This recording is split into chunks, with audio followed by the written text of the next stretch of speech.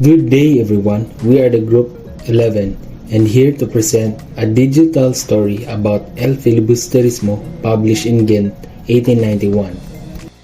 Rizal was occupied with the task of reviewing and refining the manuscript of El Filibusterismo to ensure that it was prepared for printing. Rizal began writing his second novel in October 1887 while practicing medicine in Calamba. In the following year, 1888, while in London, he made some changes to the plot and corrected some of the chapters he had already written. He continued to write more chapters while in Paris and Madrid, before finally completing the manuscript in Biarritz on March 29, 1891. All in all, it took Rizal 3 years to finish writing his second novel. On July 5, 1891, Rizal departed from Brussels and headed to Ghent, a renowned university city located in Belgium. Rizal decided to relocate to Ghent for two reasons. Firstly, printing expenses were more affordable there compared to Brussels. And secondly, to avoid the alluring beauty of Petite Suzanne. While studying at the renowned University of Ghent, Rizal encountered two fellow Filipinos, namely Jose Alejandro from Pampanga and Alberto Evangelista from Manila, who were both pursuing engineering degrees. Rizal rented an apartment with his fellow Filipino Jose Alejandro. For the next 3 months, they had to cut their living expenses and cook their own meals to minimize the cost of living expenses. After arriving in Ghent and settled in, Rizal desperately in finding a printing press that could print his novel at a lower price cost. Until such time of searching, he found the F. Mayer van Loo Press, located at number 66 Vianderen Street, was the printing press that offered Rizal the most affordable price for publishing his novel. They were also willing to allow him to pay for the printing in installments.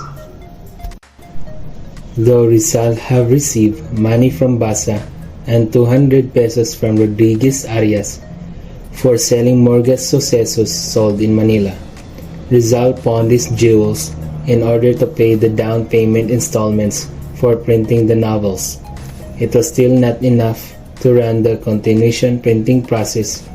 Rizal became desperate because his financial funds are running low and the money sent and loaned expected from his friends did not arrive. On August 6, 1891, the printing of Rizal's book had to be halted as he was unable to provide the required financial funds for printing to continue. Rizal's cavalry in connection with the printing of Noli Me Tangere was repeated in the El Filibusterismo. Rizal's financial fund in Ghent ran out, and a similar situation happened in Berlin. Rizal experienced a grip of despair. He almost burned the manuscripts of the novel into flames, just as what almost happened in Berlin. Rizal wrote a letter to Basa and said he did not know, in a hopeful mood, if the money which Rizal expected did not arrive, he will give up the book and leave it unfinished. When everything seems to fall apart and lost a sudden, help comes up from the unexpected source. Valentino Ventura helps Rizal in financially funding the El Filibusterismo novel printing. In order to continue and publish the novel, Ventura became aware of Rizal's situation and promptly provided him with the required financial funds. On September 18, 1891, the publication of El Filibusterismo took place and come off the press, and Rizal is happy. On this particular day, Rizal promptly dispatched 2 printed copies to Hong Kong, one intended for Basa and the other for Sixto Lopez, to his friend in Paris Valentino Ventura, who generously helped in financially funding the printing and publication. he received the original manuscript and a printed copy signed by Rizal as a donation, and Rizal was thankful for the opportunity to do so. The Filipino people and patriots who are living in foreign lands and in the Philippines who have praised the novel evidently. Rizal has not forgotten the martyrdom of the Gumburza, which he dedicated the novel El Filibusterismo to them. That's all. Thank you and goodbye. I hope you learned from our digital story.